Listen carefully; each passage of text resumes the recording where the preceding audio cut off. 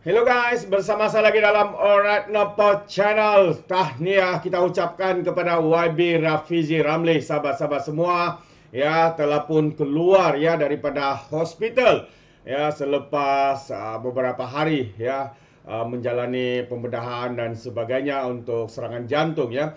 Jadi sebaik sejak keluar daripada hospital, YB Rafizi Ramli berada di dalam Dewan Rakyat menjawab soalan daripada MP PAS, soalan berkaitan dengan ekonomi, inflasi. Seolah-olah mereka ni bertanya soalan dan mereka sendiri tidak tahu ya soalan yang mereka beri itu. Inilah level pembangkang, level MP ahli parlimen daripada parti PAS. Jadi menarik untuk kita dengar soalan dan juga pencerahan ya daripada YB Rafizi Ramli berkaitan dengan soal inflasi ini, sahabat-sahabat semua. Jadi tanpa buang masa, mari kita tonton bersama dan nilai sendiri, sahabat semua, bagaimana MP-MP daripada PAS yang saya rasa levelnya bertaraf tadika. Sahabat saya Pandan, terima kasih Tan Sri Yang Di-Pertua. Saya seronok hari ini kita dapat jawapan yang agak lembut. Dan saya nak minta saya dan juga semua ahli parlimen dalam ni kita pakat-pakat jaga kesihatan sebab kita tak tahu bila. Terima kasih Yang Berhormat Pandan kerana kembali sihat. Alhamdulillah, kita syukur kepada Allah Ta'ala kerana kita dapat berkongsi lagi sebab negara perlukan kita semua untuk kita membangunkan ekonomi. Jadi saya nak menyentuh berkenaan dengan DOSEM yang telah mengeluarkan. InsyaAllah saya akan fokus kepada ekonomi. Saya tak akan saya faham. Saya sedang berdepan dengan Menteri Ekonomi yang baru saja keluar daripada hospital dan dia begitu komited untuk berdepan. Itulah, jangan ganggulah, saya nak pergi soalan lah. Bila tak kacau nanti saya makan masa dia. Okey, baik. Saya nak sentuh kepada dua yang dikeluarkan oleh DOSEM baru ini berkenaan dengan CPI kita, 2% inflation.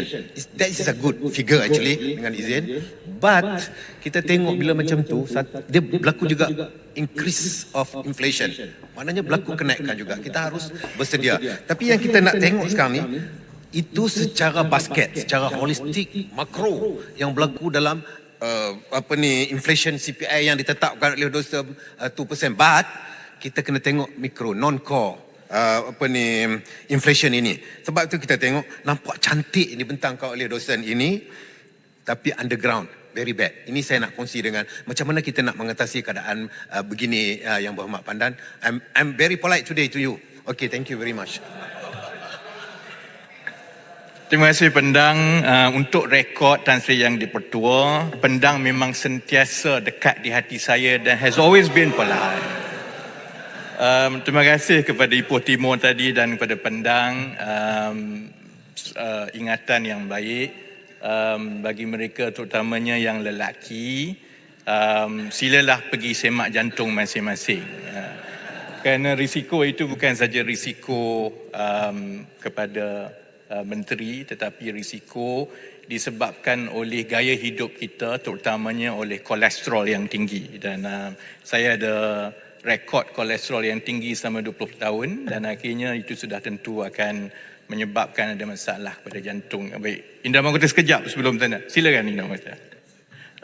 Selamat kembali dan Alhamdulillah kembali sihat. Sikit je, dan mungkin nak dibahaskan waktu lain. Yang tadi 17 anjakan yang besar, saya tak ada masalah dengan itu. Cuma dalam 17 tu, sejauh mana ekonomi digital menjadi, dengan izin, common denominator atau mempengaruhi semua itu supaya kita faham kedudukannya sekarang. Terima kasih. Terima kasih Indra Mahkota. Untuk menjawab persoalan yang ditimbulkan oleh Pendang tadi, iaitu mengenai inflasi. Inflasi Malaysia memang antara yang terbaik di rantau ini dan kaedah menetapkan inflasi ini ialah kaedah piawai yang digunakan di seluruh dunia. Jadi dia tak timbul soal ia tidak melambangkan keadaan sebenar dan sebagainya. Berdasarkan kaedah ekonomi dan statistik, maka bakul-bakul perbelanjaan itu ditetapkan dan inflasi mengukur kenaikan harga dari satu masa ke satu masa. Sudah tentu mereka yang arif tentang soal pengurusan ekonomi selalunya disebut bahawa inflasi yang baik ialah di antara 1 ke 2%. Maksudnya kenaikan harga barang itu tidak mendadak, tetapi pada masa yang sama ia akan terus menjana pertumbuhan ekonomi. Masalah yang ada di Malaysia pada pandangan saya pandang yang menimbulkan persoalan kenapa inflasi kita berada pada tahap yang paling rendah 1.9% sebenarnya, tetapi rakyat masih merasakan kos sara hidup itu tinggi. Kerana soal kos sara hidup ini ada dua perkara, dua komponen. Satu ialah kos, satu lagi ialah pendapatan. Jadi itu pandangan bersepadu di peringkat kerajaan bahawa kita tidak boleh menumpukan kepada soal mengawal dan merendahkan kos semata-mata sehingga ia telah menimbulkan satu keadaan yang mengherot ekonomi kita. Bagi contoh yang baik ialah subsidi bahan api, petrol ataupun diesel. Kita tahu sekarang walaupun niatnya itu baik kerana kita sebelum ini berpandangan kalau kita tetapkan petrol dan diesel itu pada harga yang rendah, itu akan menyebabkan harga lain pun rendah. Tapi itu tidak berlaku, malah yang berlaku ialah terutamanya diesel banyak disalahgunakan untuk diseludup dan dijual. Jadi sebab itu bagi saya, kita perlu menerima bahawa selain daripada kita mengawal harga, bukan semata-mata dengan subsidi pukal tetapi kembali kepada asas ekonomi. Dengan izin Tan Sri Yang di-Pertua, we really have to go back to the basic of economy. Pertama ialah penawaran dan permintaan. Penawaran ini menyentuh juga soal bekalan, menyentuh juga soal aktiviti-aktiviti yang boleh memastikan ada banyak bekalan yang mencukupi, dan ini cara yang terbaik pada pandangan saya untuk menewaskan banyak persoalan yang timbul dalam ekonomi kita, soal monopoli, soal kartel dan sebagainya. Keadaan sekarang ini bila ada syarikat-syarikat yang besar yang bersabit dengan bekalan makanan, kalaupun kerajaan mengambil tindakan yang drastik, tetapi oleh kerana mereka mengawal 90% daripada bekalan, maka negara akan mengalami masalah. Kerana bekalan itu akan terganggu. Jadi kita tak boleh lari daripada asasnya, iaitu mestilah ada penawaran yang mencukupi dengan permintaan. Dan itu perkara-perkara struktur yang diusahakan secara bersama, sebahagiannya di bawah Kementerian Pertanian, sebahagiannya di bawah Kementerian Ekonomi dan sebagainya. Dan perkara kedua, komponennya ialah gaji. Sebab itu kita tak boleh lari daripada untuk kita mencari jalan macam mana kita menaikkan gaji rakyat secara berkala, baik di sektor awam dan sektor swasta. Dan kalau ini bermakna kerajaan perlu bukan saja mengambil keputusan dasar tetapi memberi peruntukan, pada pandangan saya ia sesuatu yang perlu kita ambil. Kerana kalau tidak, sampai bila-bila Dewan Rakyat akan bergaduh soal ayam dan itik. Sedangkan kita ada banyak benda lain lagi yang kita nak bincang, dan itulah yang saya ingat akan mengambil sedikit masa pendang sementara kita menambahkan bekalan, memastikan peruntukan itu pergi kepada sektor-sektor untuk meningkatkan bekalan ini. Kita juga perlu cari jalan yang secara sistematik boleh meningkatkan gaji rakyat. Ya, payah besar dan titiwangsa. Saya 25 minit lagi, ada lebih kurang 50 muka surat lagi. Terima kasih Yang Berhormat Pandan Tan Sri Di-Pertua. Saya amat setuju sekiranya gaji progresif ini dapat dilaksanakan secepat mungkin, Yang Berhormat Pandan. Tetapi apakah halangannya, Yang Berhormat Pandan? Sebab dalam bajet 2024 tempoh hari pun saya tak nampak perkara ini dinyatakan secara jelas. Singapura dah buat, Yang Berhormat Pandan, dan Yang Berhormat Pandan tahu perkara ini. Dan saya nak dapat kepastian apakah halangannya dan bilakah kita nak lakukan, sebab sampai bila, Yang Berhormat Pandan, selagi kita tak tebalkan poket rakyat, masalah ni akan sampai bila-bila akan berkaitan seperti mana yang dijawab oleh Yang Berhormat Kota Raja sebentar tadi. Terima kasih, Yang Berhormat Pandan. Kalau saya jawab dulu sebelum titiwangsa, saya bagi. Soalan Indra Mahkota tadi tentang ekonomi digital dan tech, itu adalah satu sektor yang seterusnya yang kita akan lancarkan satu sektoral blueprint. Saya akan ulas sedikit lagi, dan mengenai gaji progresif saya akan cerita panjang lebar dalam tempoh 20 minit selepas ini, termasuklah perkara-perkara yang ditimbulkan oleh paya besar tadi. Masa sekarang kalau saya boleh kembali kepada ucapan yang akan menjawab persoalan-persoalan yang telah ditimbulkan ini. Untuk kita mengatasi cabaran-cabaran luaran yang di luar kawalan kita ini, satu strategi kerajaan ialah untuk memberi tumpuan untuk meningkatkan permintaan dalam negeri. Bagi meningkatkan perbelanjaan sektor swasta, kerajaan menyasarkan pelaburan swasta pada harga semasa berkembang sebanyak 8.9% atau bersamaan 300 bilion ringgit setahun dalam tempoh 2023 dan 2025. Perkara yang cukup logik dalam keadaan permintaan luaran yang rendah, maka kita juga kena pastikan potensi pelaburan dan perbelanjaan dalaman negara kita ini, terutamanya oleh sektor swasta, itu dipercepatkan untuk kita mengimbangi kesan daripada kelembapan ekonomi global. Sasaran purata pelaburan swasta ini akan disokong oleh pelaksanaan projek-projek baru dan sedia ada yang merentas sektor-sektor utama ekonomi, termasuklah 5 sektor baru yang disebut sebagai SGHV yang telah diluncurkan dan terkandung di dalam bajet 2024, di dalam KSP, di dalam Pelan Hala Tuju Peralihan Tenaga, Pelan Induk Perindustrian Baru, yang akan menggariskan dengan lebih terperinci lagi bagaimana kita boleh mempercepatkan pelaburan swasta dalam sektor-sektor utama ini.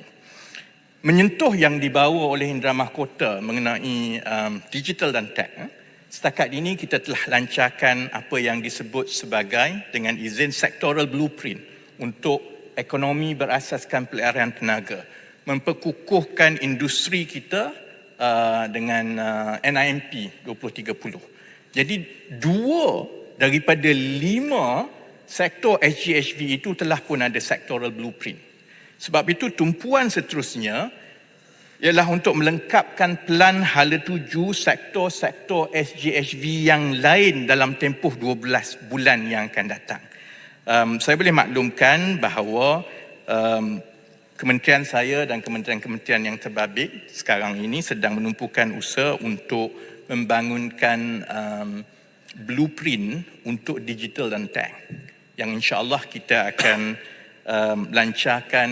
Jangkaan kita sekarang ialah Februari 2024, dan ini akan menyediakan hala tuju yang terperinci seperti juga sektoral blueprint yang lain untuk sektor ekonomi digital dan teknologi, termasuklah merancangkan perkembangan syarikat-syarikat pemula dan kemasukan syarikat teknologi dunia ke Malaysia.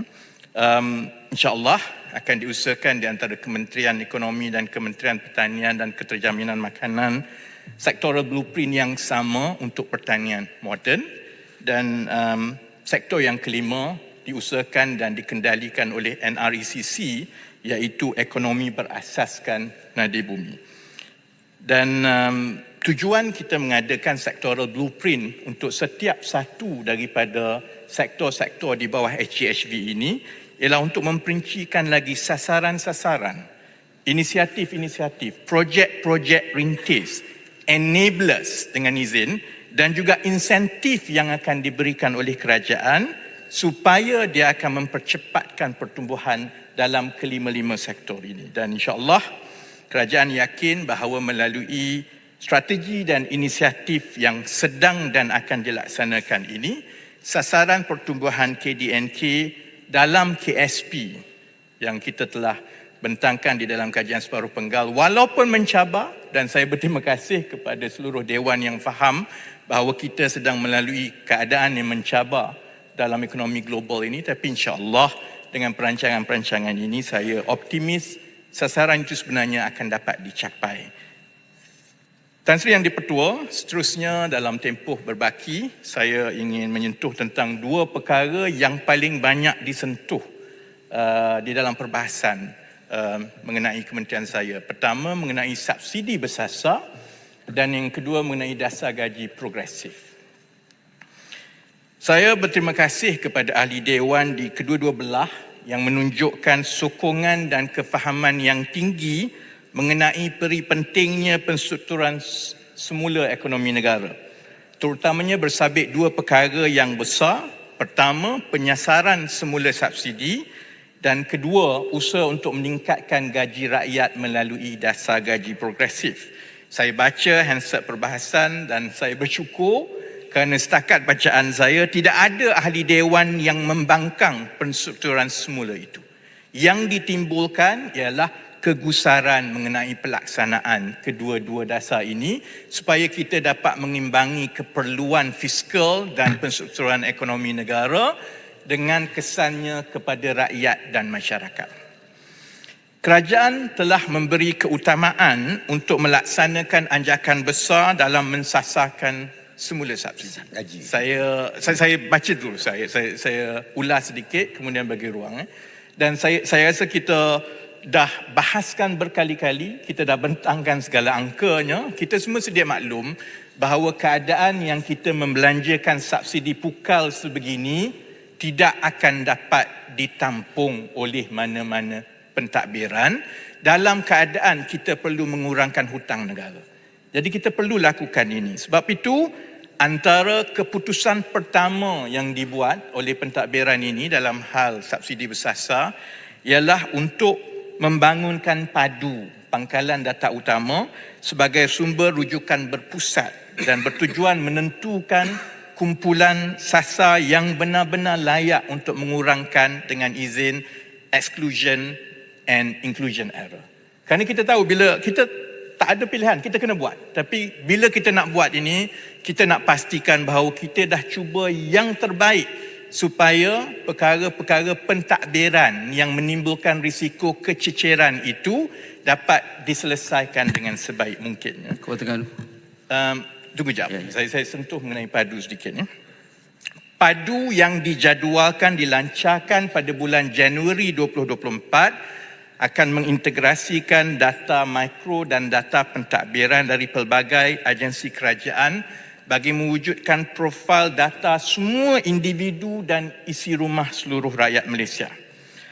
Pelaksanaan padu ini dijangka akan meminimumkan pertindanan dari segi agihan bantuan dan subsidi oleh pelbagai agensi kerajaan seperti yang berlaku sekarang. Berdasarkan data daripada padu ini, insya-Allah penentuan kumpulan sasar akan lebih tepat dan memenuhi objektif pelaksanaan sesuatu dasar. Kriteria dalam menentukan kumpulan sasar akan dilihat daripada aspek yang lebih meluas berbanding dengan sebelum ini. Kerana kita ada data yang lebih banyak sekarang berbanding dengan sebelum ini. Ia termasuklah soal pendapatan, bilangan isi rumah, tanggungan di dalam isi rumah, lokaliti. Maksudnya tempat dia bekerja, kawasan bandar mana, kawasan pedalaman mana, jarak ke tempat kerja serta pemilikan aset. Sebab sebelum ini penentuan bantuan ini langsung tak mengambil kira soal aset. Ada orang dia tak declare income dia tapi harta dia banyak sebenarnya. Jadi kita juga ingin memastikan bahawa pemilikan aset seperti rumah, kenderaan, tanah dan lain-lain ini diambil kira juga. Oleh itu, melalui kaedah ini, kerajaan berharap kita tidak lagi perlu menumpukan kepada kumpulan pendapatan tertentu. Kerana sebelum ini, oleh kerana data yang ada itu hanyalah kepada beberapa variable tertentu sahaja, pemboleh ubah tertentu sahaja, maka kita gunakan kaedah statistik. Kita draw a line, yang ini B40, yang ini M40. Jadi kalau terlebih RM10 pun daripada garis M40 itu, walaupun dia ada banyak faktor-faktor lain, maka dia tak dapat bantuan. Sikit boleh tak Menteri? Saya jelaskan dahulu, kemudian Kuala Terengganu dahulu. Tak tentang kebocoran maklumat. Tak ada, biar saya jelaskan dahulu, kemudian Kuala Terengganu dulu. Pendang dulu. Okay. Pendang dah dapat peluang, Kuala Terengganu dulu. Gaji akan sampai lepas ini. Data ini juga akan diverifikasi bagi memastikan maklumat yang dikemukakan adalah tepat. Sebab kita kena terima keadaan yang kita ada sekarang. Dalam masyarakat kita, hanya 60% daripada tenaga kerja kita berada di dalam sektor formal, iaitu makan gaji. Yang ini saja kerajaan ada data pendapatan. 40% adalah di sektor bukan formal. Dia tak ada file apa-apa. Kita sebenarnya tak tahu berapa pendapatan dia. Dia miskin ke, dia kaya ke. Jadi kita perlu melalui proses verifikasi untuk membolehkan seberapa ramai rakyat dan isi rumah mempunyai data pendapatan dan tanggungan yang tepat. Selain itu, data juga perlu berasaskan kepada dengan izin near real time. Sebab kita dah ada banyak pengkalan data sebelum ini. Masalah utamanya ialah bukan untuk menubuhkan pengkalan data tu. Masalahnya ialah untuk mengemaskini data itu supaya ia betul-betul melambangkan keadaan yang sebenar. Kalau tidak, data itu dia tak melambangkan. Dia miskin dalam pangkalan data kerajaan, dekat luar dia sebenarnya kontraktor besar. Jadi sebab itu pangkalan data yang dibangunkan melalui PADU mestilah bermatlamatkan kepada near real time supaya setiap perubahan yang berlaku dalam mana-mana pangkalan data itu akan terus mengubah pemboleh ubah di dalam pangkalan itu. Saya suka memaklumkan kepada Dewan, selaras juga dengan soalan daripada Bera mengenai status pembangunan PADU. Pembangunan sistem ini telah dimulakan pada Jun 2023 dan dijangka akan dilancarkan pada Januari 2024. Lebih kurang 2 bulan saja lagi. Dan selepas dilancarkan bermula Januari 2024, PADU akan dibuka selama 3 bulan sehingga Mac 2024 untuk membolehkan orang ramai mengesahkan data mereka di dalam itu. Ini yang disebut sebagai verifikasi dan ia satu usaha yang akan perlu melibatkan seberapa banyak pihak dalam negara kita. Dan selepas pengemaskinian maklumat individu dan verifikasi ini dilakukan, itu bermakna PADU sudah bersedia untuk melaksanakan apa-apa bentuk penstrukturan dan penyasaran semula subsidi bermula daripada April 2024 ke atas. Dan setakat Oktober 2023, pembangunan sistem telah mencapai 72% setakat ini dan sebanyak 29.8 juta data penduduk telah pun dibuat naik ke dalam sistem. Kuala Terengganu. Terbaik sahabat-sahabat semua. Itu antara pencerahan daripada YB Rafizi Ramli ya. Pertama tadi berkaitan dengan soalan daripada pendang. Ya, katanya inflasi yang ada hari ini tidak menggambarkan ekonomi negara sebenarnya. Sedangkan ya inflasi ini bukan diambil kira ya oleh orang Malaysia, tetapi dia diambil kira dengan piawaian antara bangsa. Jadi kalau dia katakan sebegitu, maksudnya dia ini buta ekonomi. Ya, tidak mengetahui sebenar ya siapa yang membuat kajian itu mengukur sejauh mana kadar inflasi di dalam sesebuah negara. Jadi apapun kita boleh dengar bagaimana tadi ya YB Rafizi Ramli membuat pencerahan ya berkaitan dengan PADU. PADU ini adalah satu data yang merangkumi keseluruhan rakyat Malaysia berkaitan dengan pendapatan, aset dan sebagainya, dan ini akan menyenangkan untuk subsidi bersasar itu dilaksanakan. Terbaik.